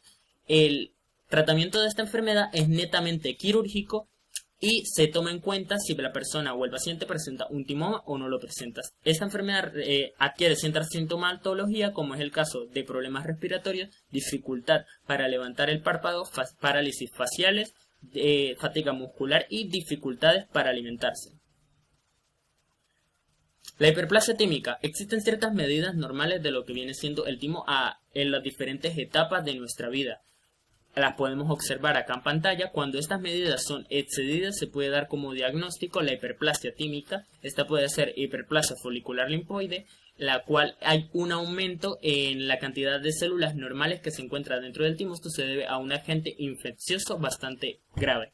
O bien la hiperplasia tímica verdadera, que es un aumento del volumen total del timo en tanto capa medular como capa cortical. Se cree que esto se debe a un estado hipertiroideo. La aplasia de timo o síndrome de George. Esta es una condición caracterizada por la anormalidad o ausencia congénita del timo y la glándula paratiroides. Esto se debe a una anomalía en lo que viene siendo el proceso embrionario, en donde hay una ausencia o anormalidad del sistema inmunológico. Va a traer consigo deformidades faciales en lo que viene siendo la nariz, las orejas y principalmente en la boca, en la amígdala. Va a tener defectos cardíacos, va a traer retraso mental, hipoparotiroidismo, hipocalcemia e inmunodeficiencia. Los timomas. Los timomas son un tumor tímico en el cual su composición epitelial no presentará cambios y mantendrá características normales de un timo. Este es el tumor más frecuente del timo y que se ubica en el mediastino anterior. Afectará de manera simultánea a hombres y a mujeres alrededor de entre los 50 y los 60 años. Por lo general, los pacientes son asintomáticos al momento del diagnóstico. El carcinoma tímico. Este es un tumor tímico cuyo componente epitelial presenta atipía y las características no son a un timo, sino que se asemeja más a carcinomas en otros órganos. Esto se va a producir por la transformación maligna de un timoma preexistente y los pacientes también presentan lo que viene siendo síntomas nulos al momento del diagnóstico. Ahora vemos el páncreas como séptimo punto del sistema endocrino. El páncreas es un órgano tanto del sistema endocrino como del aparato digestivo, siendo entonces un órgano de doble funcionalidad. En este va a situarse en la cavidad abdominal a la altura de la primera y la segunda vértebra lumbar, relacionándose directamente con el estómago hacia anterior, el duodeno hacia lateral derecho, el vaso hacia lateral izquierdo y el conducto biliar que va a atravesar por él. Y su forma es alargada hacia los laterales y un tanto aplastada hacia anteroposterior. Se divide entonces en 4 o 3 partes dependiendo de la literatura. La cabeza, que es la porción más ensanchada, el cuello, que va a ser la indicación de la extensión del órgano en la primera y segunda vértebra lumbar, el cuerpo, que es la porción más alargada, y la cola finalmente, que contacta con el vaso. Vemos que es un órgano fijo debido a que posee un sistema de fijación donde se fija a posterior al peritoneo parietal, hacia anterior a la fascia retropancreática. Se va a fijar también en su relación con el duodeno, sin embargo esta es más sencilla y fácil de soltar, y se va a fijar por las raíces vasculares que se extienden a través del órgano. Las arterias que se encargan de su irrigación van a ser distribuidas por el tronco celíaco. Vamos a tener la arteria esplénica y la arteria gastroduodenal. Estas, que junto con la arteria mesentérica superior, se van a encargar de la irrigación del órgano. Y su drenaje venoso va a constar de las venas pancreato-duodenales, que van a drenar en la vena mesentérica superior, y las venas pancreáticas, que van a drenar en la vena esplénica. Estas dos drenando luego en la vena porta. Seguidamente la linfa va a darse por ganglios superiores, inferiores, esplénicos y pancreatoduodenales, que van a realizar una red alrededor del órgano, permitiendo el paso de la linfa a través de él. Los nervios, por su parte, van a estar asegurados por el plexo celíaco y el plexo mesentérico, siendo entonces su porción sensitiva asegurada por el nervio vago y su porción secretora asegurada por el tronco simpático. Seguidamente vemos que, como es un órgano de doble funcionalidad, su constitución también es doble, debido a que posee 2 tipos de tejidos secretores. El páncreas exocrino va a estar constituido como una cápsula conectiva mal definida y bastante delgada, que va a recubrir todo el órgano, que va a presentar diferentes lobulillos que van a formar luego lo que es el conducto principal de Winsor y el conducto accesorio de Sartorini. El principal desembocando en la polla de Vater, una importante estructura que lo relaciona con el duodeno. Ahora bien, la porción endocrina va a estar conformada por lo que son islotes pancreáticos, islotes de Langerhans, que son agrupaciones más o menos esféricas, agrupaciones celulares, que forman una red capilar en la extensión del órgano y que se relacionan directamente con los vasos sanguíneos, que es donde van a expulsar su producto de secreción. Vemos entonces que el páncreas, siendo un órgano de doble funcionalidad, va a tener inferencia en el proceso digestivo y en el proceso metabólico por medio del jugo pancreático y las hormonas. Las hormonas van a estar aseguradas por las células beta, que van a dar glucagón, las células alfa, insulina, las células delta, somatostatina, y las células PP, el polipeptido pancreático. Todas estas hormonas encargadas y coadyuvantes del metabolismo de la glucosa en la sangre. Por su parte, el jugo pancreático, que va a estar dispuesto por encima de lo que son amilasas, proteasas y lipasas, van a ayudar a la digestión de los alimentos. Vemos ahora la semiología del órgano, ya comprendiendo la anatomía y fisiología básica de este. Debemos tener en cuenta que al momento de estudiar la semiología del órgano hay que tener presente que en general la sintomatología que se pueda presentar en esta porción del órgano no es propia de un área, sino es sintomatología sistémica, es decir, un fallo generalizado del sistema del organismo. Ya comprendiendo esto, pasamos a lo que es la entrevista al paciente, el porqué de la consulta, evaluando la presentación y comportamiento en caso de que haya alguna alteración cognitiva. El registro de enfermedades personal y familiar para evaluar si existen enfermedades previas o alguna relación de enfermedades en el casco familiar. La situación social, ambiental, sanitaria, toxicológica e infecciosa. Esto para poder evaluar el entorno de desarrollo del paciente, para poder determinar si existe alguna relación con alguno de los síntomas o alteraciones que pueda estar presentando. La revisión de alteraciones metabólicas previas, esto en los indicadores de edad, sexo, altura y peso, se debe evaluar para poder determinar si existe algún tipo de alteración metabólica. Muy bien, ahora pasamos a lo que es el examen general para poder evaluar el cuerpo del paciente y si este delata algún tipo de alteración metabólica, en este caso en el páncreas endocrino de la glucosa y la insulina. Vamos a evaluar lo que son piel, fascia, distribución de la grasa corporal y constitución del cuerpo, teniendo como indicadores lo que es la piel laxa y pálida, donde se va a ver que se torna bastante blanquecina o bastante pálida y va a parecer como si hubiese perdido su elasticidad. La rubiosis irídica, donde se va a comprometer el funcionamiento de los vasos que se encarga de irrigar el iris. Enrojecimiento en los pómulos, mejillas y frente. Esto también podría venir acompañado de un leve edema dérmico, donde se vería una inflamación y enrojecimiento de alguna área del cuerpo. Y también con lo que es la piel de porcelana, que se vería la piel mucho más delicada y de un tono blanquecino. Seguidamente evaluamos si estos indicadores vienen acompañados de una serie de síntomas que podrían determinar la presencia de diabetes, sea de tipo 1, de tipo 2 o un síndrome hipoglucémico. Si estos síntomas son, por ejemplo, la necesidad de orinar constante, una constante de cansancio o fatiga, pérdida o aumento de peso, sed excesiva, cicatrización deficiente o apetito excesivo, Esto podría determinar la presencia de diabetes mellitus de tipo 1 o de tipo 2, comprendiendo que esto sería una alteración en aumento de la cantidad de glucosa o de respuesta de insulina a la cantidad excesiva de glucosa que puede existir en el cuerpo, determinando así entonces una dependencia de la insulina externa para poder sobrevivir. Por su parte, si los síntomas son más que todo neuroglucopénicos, es decir, que están más que todo al fallo del sistema nervioso autónomo, como lo que sería disartria, cefalia, aceleración del ritmo cardíaco, hambre constante, temblores, sudoración fría, entre otros, estaríamos hablando de un síndrome hipoglucémico, que sería un bajo en los niveles normales de glucosa. Vemos ahora que también pueden presentarse tumores funcionantes o no funcionantes, esto acorde al mal funcionamiento de la glándula. Lo funcionante sería una secreción excesiva de alguno de los tipos de hormonas que éste segrega, mientras que lo no funcionante sería más que todo obstrucciones e hemorragias que se producirían dentro del órgano o de las masas abdominales. Seguidamente, hay que tener en cuenta que para poder determinar por completo la presencia de algún tipo de alteración metabólica, lo más adecuado serían las evaluaciones por laboratorio, teniendo en cuenta entonces la glucemia plasmática en ayunas, que es una evaluación de la sangre donde se va a evaluar la cantidad de glucosa que existe en el plasma, que si este da como un resultado de 126 miligramos sobre decilitro o mayor a esto, se presumiría la presencia de diabetes. El examen de hemoglobina A1C se va a evaluar la cantidad de glucosa que se adhiere directamente a los glóbulos rojos, que si existe una cantidad del 6,5% mayor a esta, se presume la presencia de diabetes. Y por su parte, la tolerancia a la glucosa oral o PTOG, donde se va a diluir 75 gramos de glucosa en una cantidad de 750 mililitros de agua. Esto se le va a dar de ingesta al paciente que no debe haber consumido ni bebido nada con 8 a 12 horas de anterioridad, y luego de 2 horas de haber ingestado el diluido de glucosa se va a dar una muestra de sangre para poder realizar el estudio, y si este da un resultado de 20 miligramos sobre decilitro o mayor, se determinaría el diabetes potencial. Seguidamente vemos que todo esto anterior es para determinar estas alteraciones a nivel endocrino. Sin embargo, a nivel exocrino también pueden haber alteraciones en el proceso digestivo. Para esto debemos comprender que las enzimas que se segregan en el páncreas se segregan de manera inactiva y que estas luego son activadas en el duodeno por un mecanismo en secuencia, es decir, que una de estas enzimas va a activar las otras. Y todo esto ya a la luz del duodeno.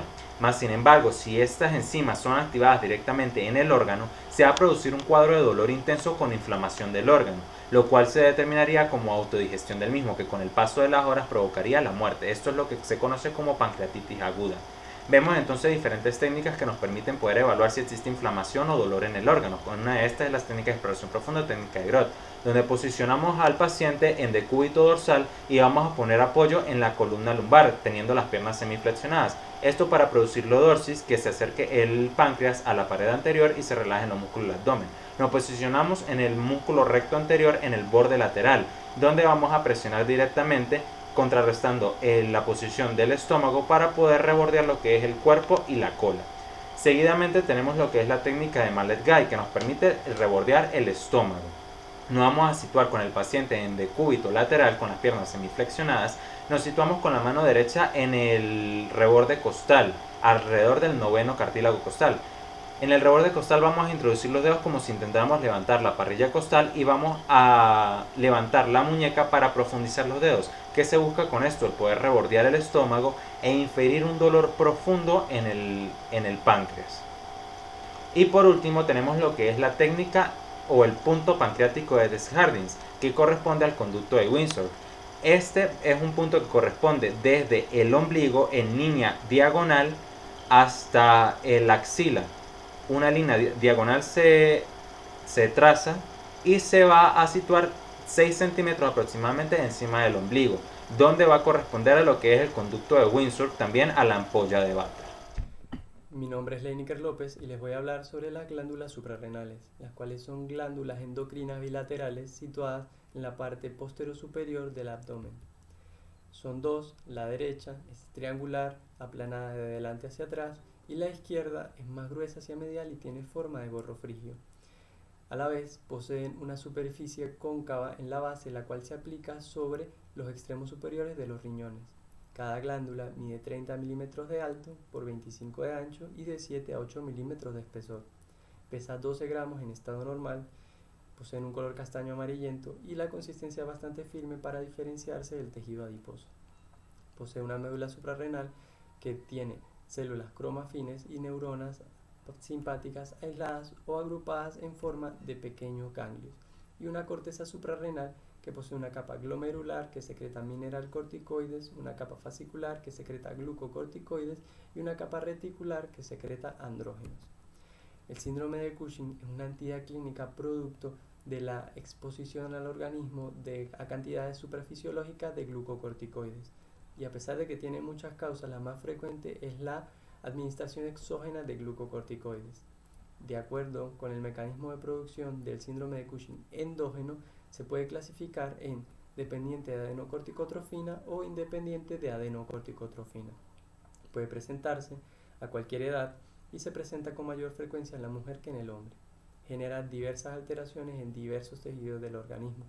Se puede presentar con aumento de vello facial, con acumulación de grasa corporal en la zona del peritoneo, del mediastino, en la zona facial y cervical. En la piel se generan estrías violáceas mayores a 1 centímetro en la zona abdominal, atrofia muscular, osteopenia, osteoporosis, aumentan la gluconeogénesis y la glucogenólisis y por consiguiente la hiperglucemia, y hay alteraciones electrolíticas. Se presentan úlceras pépticas y pancreatitis agudas, además de fatiga, irritabilidad, ansiedad y disminución del líbido, como la elevación de la presión intraocular. Para diagnosticarse se debe realizar una prueba de cortisol libre urinario de 24 horas.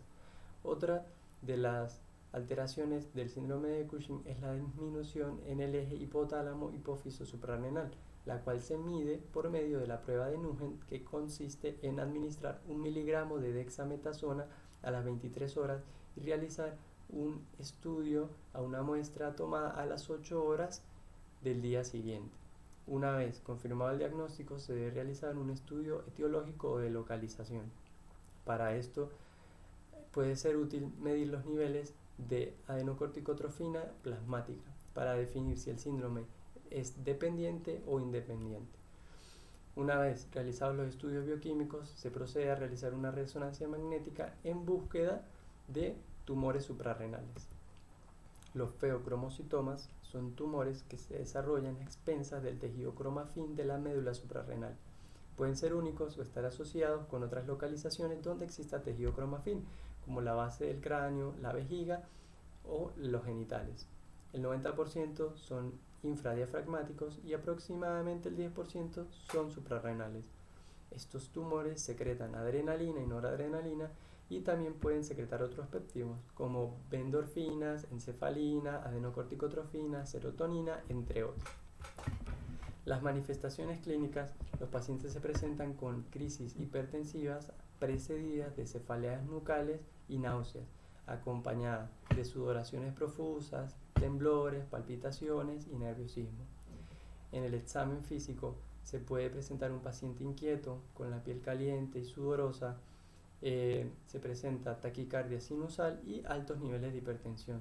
También es muy común encontrar hipotensión ortostática. Para diagnosticarse es importante tener en cuenta que se debe descartar en todos los pacientes hipertensos, con o sin síntomas de actividad androgénica aumentada. La medición de las catecolaminas, para esto se debe realizar la medición de las catecolaminas fraccionadas, ya sea por medio de su derivado metabólico, el ácido vinillín-mandélico, o por medio de la medición de catecolaminas plasmáticas por cromatografía de líquido de alta presión. Una vez realizados estos estudios, se procede a realizar una tomografía computarizada de abdomen que permita visualizar una imagen de gran tamaño, de entre 5 a 10 centímetros, en alguna de las glándulas suprarrenales. Ante la sospecha de mayor agresividad o de otras lesiones como paragangliomas o metástasis, es recomendable el uso de una resonancia magnética. El hiperaldosteronismo primario es un síndrome producto del exceso de mineralocorticoides, los cuales son los encargados de la regulación del metabolismo hidrosalino y el mantenimiento de la tensión arterial. El incremento de la aldosterona va acompañado por la supresión de la secreción de la renina y la angiotensina, así como la presentación de hipertensión e hipopotasemia. Las alteraciones generan un conjunto de síntomas y signos llamados síndrome de Cohn.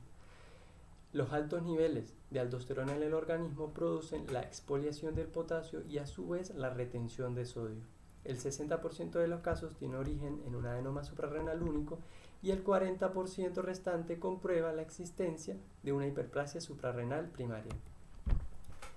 Las manifestaciones clínicas se pueden tender a confundir con un paciente hipertenso moderado, aunque después se comienza a presentar cefaleas, debilidad muscular, nicturia, hipopotasemia, polidipsidia, además de hiperglucemia, glucosurias, y es muy importante tener en cuenta que las mayores afecciones son producto de los impactos de la hipertensión, la cual puede desencadenar una hipertrofia cardíaca y en los vasos sanguíneos, por ejemplo, puede producir una retinopatía hipertensiva.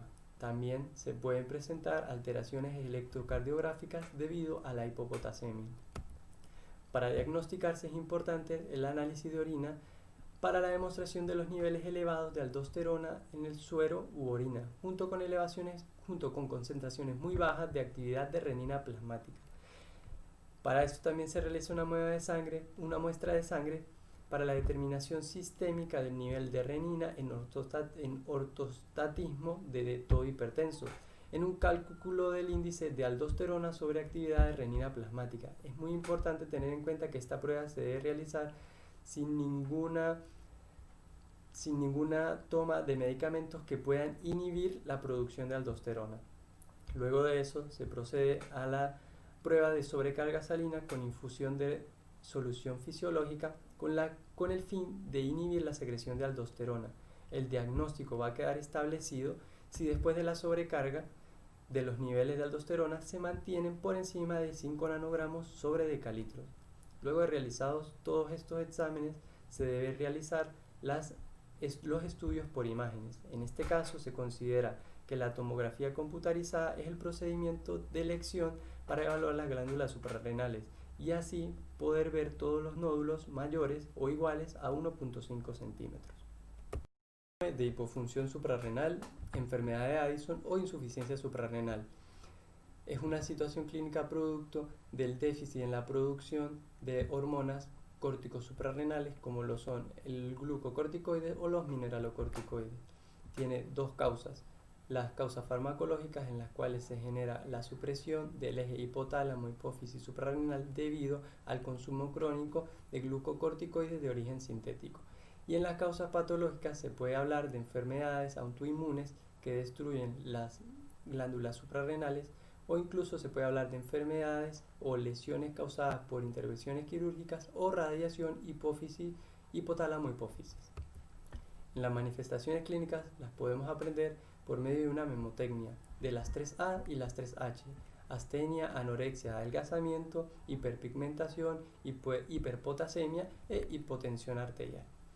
Además, podemos encontrar náuseas y vómitos, así como hipotonía muscular, piel seca y deshidratación. Los métodos de diagnóstico: es muy importante el examen físico para realizar un interrogatorio y descartar la posible presencia de antecedentes familiares de enfermedades autoinmunes, ya que existen enfermedades paraglandulares en las cuales la enfermedad de Addison se combina con otras endocrinopatías. También el examen nos sirve para observar hiperpigmentación en tejidos como la mucosa bucal, las encías, la lengua y los pliegues en las palmas de las manos. Es muy importante también el examen de laboratorio para medir los niveles de cortisol y de adenocorticotrofina, ya que es característico de este síndrome que sean bajos los niveles de cortisol y altos los niveles de adenocorticotrofina. Luego de esto se procede a realizar una tomografía computarizada en búsqueda de deformaciones y calcificaciones por tuberculosis o en suprarrenalitis autoinmunes.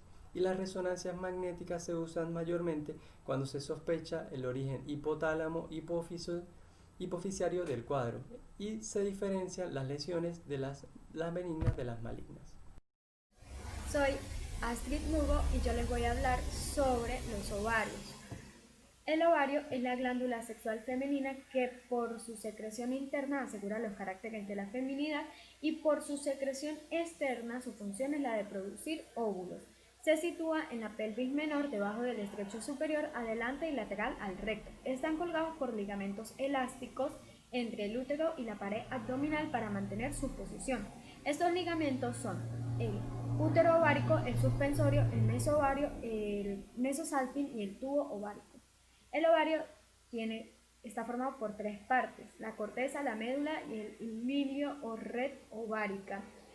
El ovario está irrigado por la arteria ovárica y más accesoriamente la arteria tubo-ovárica. Los nervios que llegan a él son del plexo ovárico, son nervios vasomotores y sensitivos. La producción hormonal está compuesta por el eje hipotálamo-hipófisis gonadal-ovárico. Dentro del hipotálamo hay ciertos núcleos que liberan la hormona liberadora de las gonadotropinas con un patrón pulsátil que actúa en una población de células gonadotropas de la adenohipófisis, liberando las gonadotropinas como la hormona luteinizante y la hormona folículo estimulante. En el ovario, la hormona folículo estimulante y la hormona luteinizante se unen a la célula de la granulosa y a la teca para estimular la foliculogénesis y la producción de esteroides sexuales. El ovario tiene 3 zonas de producción hormonal: el folículo, que da los estrógenos; el cuerpo lúteo, que da progesterona; y el estroma, que da andrógenos. El enfoque de diagnóstico para estas patologías, síndromes, enfermedades, entre otras, tenemos que está compuesto por la anamnesis, el examen físico completo, el examen ginecológico, la especuloscopía y los métodos auxiliares como la ecografía transvaginal o abdominal, la histeroscopía y los exámenes de laboratorio como el hemograma, coagulograma, los estudios de ovulación y hormonal y el TSH y tiroideas. La anamnesis está compuesta por los antecedentes de la enfermedad actual, antecedentes ginecólogos que comprenden la historia menstrual, la historia sexual y la utilización de anticonceptivos y las enfermedades ginecológicas previas.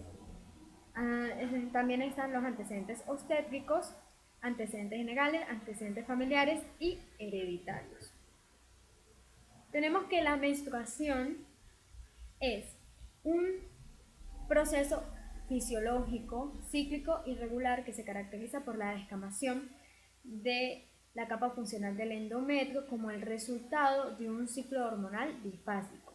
Los trastornos menstruales, ¿verdad?, ellos presentan uno de los motivos más frecuentes de consulta, ya que todas las mujeres podemos presentar trastornos aislados del ciclo sexual a lo largo de nuestra vida. La clasificación de los trastornos menstruales: tenemos la alteración de la cantidad, las alteraciones en la regularidad del ritmo y la menorrea, que es la ausencia por más de 3 meses consecutivos. En cuanto a las alteraciones de la cantidad, tenemos la hipermenorrea, que son menstruaciones abundantes que requieren el cambio de apósitos de 4 a 6 veces en el día, y la hipomenorrea, que son menstruaciones escasas con una duración menor de 3 días. Las alteraciones de la regularidad del ritmo se presentan mayormente en los extremos de la vida, especialmente en la adolescencia y en la menopausia. Se subdivide en polimenorrea, que son menstruaciones frecuentes de cada 21 días o menos; la oligomenorrea, que son ciclos largos con menstruaciones de 35 días o más; y la menometrorragia, que es el aumento de la duración y de la cantidad del sangrado. ¿Okay? La amenorrea, ¿verdad?, representa una gran sección dentro de los trastornos del ciclo menstrual. Las situaciones normales en las que podemos ver la amenorrea es en el embarazo, en la lactancia y en la menopausia. La causa más frecuente de la amenorrea, de los tipos de amenorrea primaria y secundaria, es la anovulación crónica. En las alteraciones primarias se debe investigar y sospechar de malformaciones genitales con causa genética como el útero rudimentario, y en las amenorreas secundarias se deben descartar las sinergias uterinas, las causas infecciosas y las cirugías uterinas. Entre las etiologías de la amenorrea se encuentran las hipotalámicas, hipofisiarias, ováricas, uterinas y también las endocrinas. El dolor menstrual se asocia con una sintomatología dolorosa que en algunos casos impiden la actividad normal. También se le denomina dismenorrea, que está caracterizada por los síntomas subjetivos próximos a la menstruación o durante ella. El síntoma más común es el dolor pélvico tipo cólico. Se debe al aumento de las prostaglandinas. El dolor menstrual o dismenorrea se puede clasificar en primario y secundario. El primario es un dolor de tipo cólico que puede estar acompañado por náuseas, vómitos, diarreas y cefaleas, y el secundario es un dolor de tipo congestivo premenstrual e intramenstrual. El síndrome premenstrual, ¿verdad?, es el conjunto de síntomas y signos físicos y psíquicos que solo ocurre en el ciclo ovárico y que empieza con la fase lútea y desaparece con la menstruación. Los síntomas físicos tenemos la mastodinia, la distensión abdominal, el edema, los calambres, la fatiga, la gonorrea y la cefalea. Y en síntomas psíquicos tenemos los cambios de sueño y apetito, ansiedad, el retardo psicomotor y la pérdida de concentración. Una de las formas más severas de este trastorno se le denomina trastorno disfórico premenstrual, y el enfoque de diagnóstico acompañado de una anamnesis, la respuesta a analgésicos, un examen físico y ginecológico y la ecografía. El síndrome del ovario poliquístico es un trastorno que afecta a las mujeres en la edad reproductiva. Los síntomas tenemos los periodos menstruales irregulares, el exceso de andrógenos, la infertilidad, el dolor pélvico, la subida de peso, el acné o la piel grasa. El enfoque diagnóstico es el anamnesis, el examen pélvico, el análisis de sangre y la ecografía. Tenemos el hipergonadismo, que es una afección en que las gónadas producen hormonas en exceso. Los niveles de testosterona y estrógenos son mucho más altos de lo normal. El hipergonadismo puede causar ciclos menstruales irregulares, el desarrollo temprano de los senos y el vello corporal grueso. El hipogonadismo, ¿verdad?, es un síndrome causado por el déficit de la función hormonal y reproductora de la glándula ovárica. Se puede clasificar en primario y secundario. El primario tiene la digénesis gonadal turneriana y sus variantes, la digenencia gonadal pura, el síndrome de Noonan, la displasia ovárica constitucional y la falla ovárica prematura. Y el secundario está formado por el déficit de la hormona folículo estimulante, el síndrome de Kallmann, el síndrome de Prader-Williams y el déficit de la gonadotropina. Tenemos que el dolor mamario, la mama es una glándula que recibe influencias de hormonas, las cuales las más importantes son los esteroides sexuales. Se debe frecuentemente a la displasia mamaria o mastopía fibroquística, que es una alteración del parenquima mamario. Se puede clasificar en cíclicos relacionados con el ciclo menstrual y acíclico, que puede aparecer en cualquier parte, en cualquier momento presente del ciclo. Soy José David Luna y les voy a hablar sobre los testículos. Introducción sobre el sistema genital masculino. Este está integrado por los órganos genitales masculinos internos y externos. Los internos marcados con un cuadro, los externos marcados con una viñeta.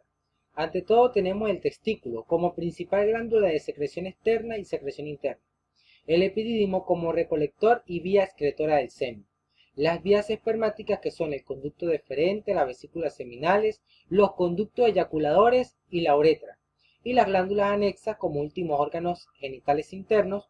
Ahí citamos a la próstata y a la glándula de Cooper. Los órganos genitales externos son el escroto, bolsa musculomembranosa que contiene el testículo, y el pene, órgano con capacidad eréctil. La uretra es única y constituye la vía principal del sistema urogenital masculino. Testículos. Constitución anatómica. Son glándulas ovoides de 5 centímetros de largo, 2.5 centímetros de diámetro y de 10 a 15 gramos de peso. Producen las células germinales masculinas o espermatozoides y las hormonas sexuales masculinas, los andrógenos. Para su estudio, los testículos presentan un polo anterosuperior, un polo posterior-inferior, un borde anterior, un borde posterior, una cara lateral convexa y una cara medial que no logra apreciarse en la ilustración, pero es más plana. Microscópicamente hablando, los testículos en el tejido propio poseen 3 tipos de células especializadas: las células de Sertoli o de sostén y las células sexuales que se encuentran en la luz de los túbulos seminíferos, y las células de Leydig o intersticiales que se encuentran en el tejido conjuntivo por fuera de los túbulos seminíferos. Estas son las que producen la testosterona, principal andrógeno en este sistema. Otros datos anatómicos importantes son la irrigación de la glándula por parte de la arteria testicular, rama de la aorta abdominal, aquí representada en rojo. El drenaje venoso, plexo venoso pampiniforme, una red anastomosada de entre 8 a 12 venas procedentes del testículo y del epidídimo, representadas en azul. Y la inervación, que aquí no se observa, pero está dada por el plexo nervioso testicular, que se encuentra sobre la arteria testicular y que contiene fibras parasimpáticas vagales, aferentes viscerales y simpáticas de los segmentos T10 y T11 de la médula espinal.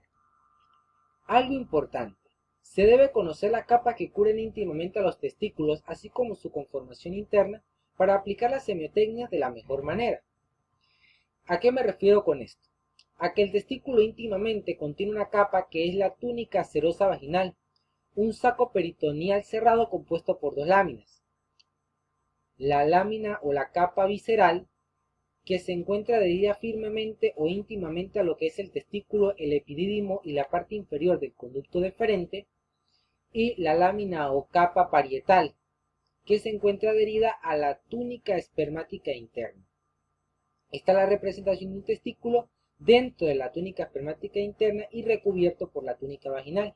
Entre la parietal y la visceral hay una cavidad, la cavidad de la túnica vaginal, que está llena de líquido y permite que el testículo se mueva sin generar ningún tipo de roce o fricción en el escroto. Si esta cavidad se llena de líquido en exceso, hablamos de una hidrocele testicular. Véase aquí el corte sagital de un testículo.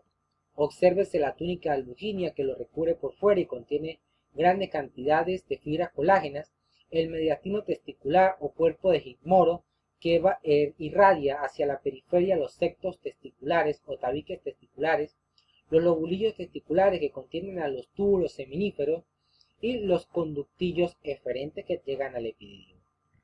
Esta vendría siendo la conformación interna de un testículo normal. Y aquí observamos la red de Testi o red testicular. El sistema termorregulador del testículo es indispensable para el correcto funcionamiento del mismo. En conjunto con los músculos cremaster y dartos, el plexo venoso pampiniforme forma parte del sistema regulador del testículo, que mantiene constante la temperatura de la glándula a unos 4 a 5 grados menor que la corporal. Esto es importante citarlo porque si se aumenta además la temperatura, podríamos exponer a la glándula a una tumoración o a presentar algún proceso de cáncer. Desde un punto de vista endocrino, ¿cómo funciona el testículo? Todo inicia con el hipotálamo, quien produce la hormona liberadora de gonadotrofinas, que se segrega en pulsos cada 60 a 120 minutos. La glándula hipofisial anterior responde ante cada pulso de liberación de GnRH, hormona liberadora de gonadotrofinas, liberando hormona luteinizante y en menor cantidad hormona foliculoestimulante. Las células de Leydig de los testículos responden a la LH produciendo diariamente entre 5 y 10 miligramos de testosterona. La testosterona se sintetiza a partir del colesterol y de otros intermediarios. Solo alrededor del 2% en la circulación está biodisponible como testosterona libre. Una gran parte se une a la globulina fijadora de hormona sexual y la otra se une a la albúmina de forma laxa.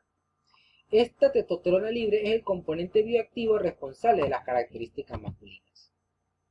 En cuanto a las hormonas, podemos resumirlas en tres que ejercen la acción sobre un sistema. Estas son la testosterona como hormona principal, la dihidrotestosterona DHT como un producto de la testosterona por la acción de la enzima 5-alfa reductasa y el estradiol como producto de la testosterona por acción de la enzima aromatasa.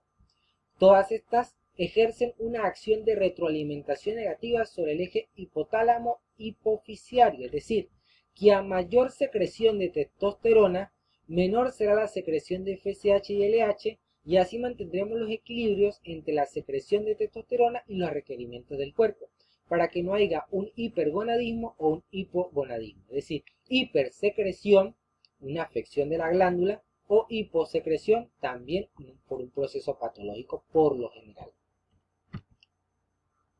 Habiendo aclarado estos términos y la parte anatómica, damos paso a lo que es la semiología del testículo.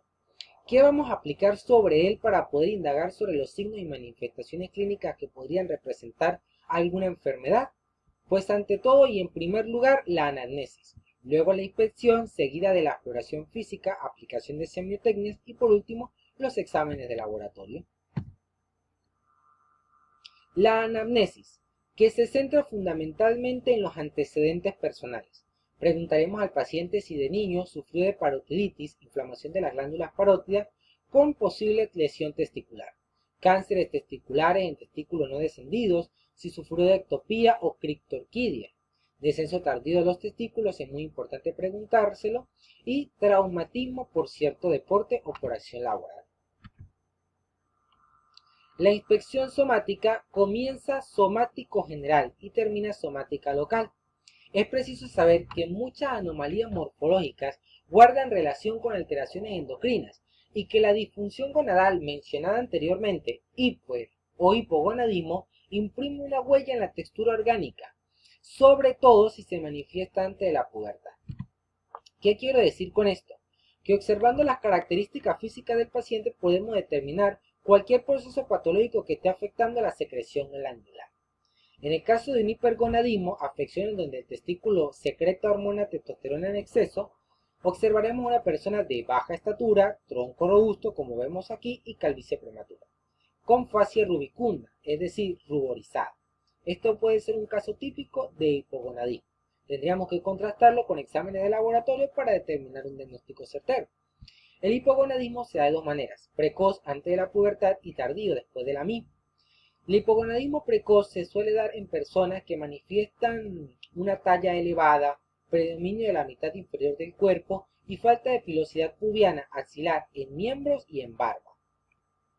El hipogonadismo tardío, como se da después de la pubertad, afecta las características sexuales secundarias en el hombre que ya se habían manifestado, como por ejemplo la desaparición del sistema piloso, el escroto alisado y despigmentado, y una próstata atrofiada junto con las vesículas seminales. Por último, la ginecomastia, que no es una patología como tal, pero sí es la manifestación clínica de hipogenitalismo, desarrollo insuficiente de los caracteres sexuales o de las gónadas, y puede deberse a un trastorno endocrino subsecuente, entre los cuales vamos a mencionar insuficiencias testiculares, tumores del testículo y exceso de estrógeno, como es el caso del tratamiento de SIDA de próstata, en donde hay un aumento de los estrógenos en relación con los andrógenos porque estos últimos disminuyen a causa de terapia con agentes antiandrogénicos. Inspección somática local. Se centra en la inspección visual de la pilosidad pubiana, el pene y el escroto. La pilosidad pubiana en un hombre normal debe ser abundante, dibujando un triángulo con vértice en el ombligo. En hipogonadismo es escasa y de límite horizontal. El pene es de aspecto normal y reducido en caso de hipogonadismo tardío, y el escroto normalmente es arrugado por acción de la testosterona, pigmentado y casi siempre asimétrico, es decir, el testículo izquierdo suele caer más y es mayor que el testículo derecho. A continuación, la exploración física. La exploración física se da palpación testicular, palpación del epidídimo y transiluminación. Ciertas condiciones ocasionan que el testículo sea de poco tamaño, caso del síndrome de Klinefelter, en donde hay un cromosoma X de más y el hombre desarrolla características sexuales femeninas en cierto grado. Además de que hay un aumento del volumen escrotal en hidrocele, en hernias inguinoescrotales y tumoraciones testiculares. La palpación testicular se realiza de la siguiente manera. Ante todo, debemos tomar un testículo entre los dedos medio y anular de cada mano, dejando los dedos índice y pulgar libres para que se pueda palpar la superficie de la glándula. Es un procedimiento muy sencillo. Tomamos a la glándula y lo palpamos con el dedo pulgar e índice, como se observa en la imagen, buscando cualquier tipo de tumoración, bulto o punto doloroso en el testículo. La palpación del epidídimo se hace mediante la técnica de Chebyshev. El testículo es fijado por la mano izquierda que tira de él hacia abajo. El índice derecho busca la cabeza del epidídimo, introduciéndose por delante del escroto, para luego pinzarlo entre este y el pulgar. El epidídimo sano es indoloro y cualquier dolor del epidídimo o que el examen no se pueda realizar porque a la persona le duele mucho en esa región, nos puede indicar un proceso inflamatorio infeccioso que puede afectar posteriormente no solo al epidídimo, sino también al testículo. Por último, la transiluminación, como una técnica que se basa en la transparencia de las partes del cuerpo. Tenemos tres resultados de la transiluminación. Una transiluminación positiva, que significa líquido en la cavidad vaginal, hidrocele. Una transiluminación cuya translucidez es disminuida, significa contenido hemático en la túnica vaginal, hematocele. Y una transiluminación negativa, que es signo de tumores testiculares, es decir, que la luz no la atraviesa. ¿Cómo aplicamos esta técnica? Sencillo. Utilizando una linterna, la colocamos en el lado opuesto del escroto y luego la encendemos en un ambiente oscuro y observamos la translucidez del escroto y cómo lo atraviesa la luz. Los exámenes de laboratorio son complementarios al examen físico e indispensables para poder dar un diagnóstico. Aquí tenemos la testosterona total, que mide los niveles de testosterona en sangre, prueba de los niveles de la hormona FSH y LH en la sangre del paciente, búsqueda de la cromatina sexual corpúsculo de Barr en las células de la mucosa oral para determinar cualquier trastorno congénito o anomalías cromosómicas, y el SHBG, que mide la proteína llamada globulina fijadora de hormonas sexuales, indispensables para el recorrido de la testosterona dentro de la sangre. ¿Te has preguntado alguna vez por qué el testículo duele tanto cuando lo golpean? Principalmente es por la conformación de su estructura nerviosa y de la conexión con el nervio vago. Esto causa una gran sensación propagante del dolor en la región abdominal, que puede venir acompañada de lágrimas, mareos y hasta náuseas, aunque todo depende también de la tolerancia al dolor de cada persona. Esto es un dato curioso que les dejo, importantísimo. ¿Por qué? Porque la ciencia médica se basa en eso, en investigar aquello que no sabemos para poder mejorar el estado de nuestros pacientes. Por último, decirles esta frase de Edmund Pellegrino: la medicina es la más humana de la ciencia y la más científica de las humanidades. Muchas gracias por su atención. Damos por concluido nuestro seminario de sistema endocrino desde un punto de vista semiológico. Muchas gracias y hasta una próxima oportunidad.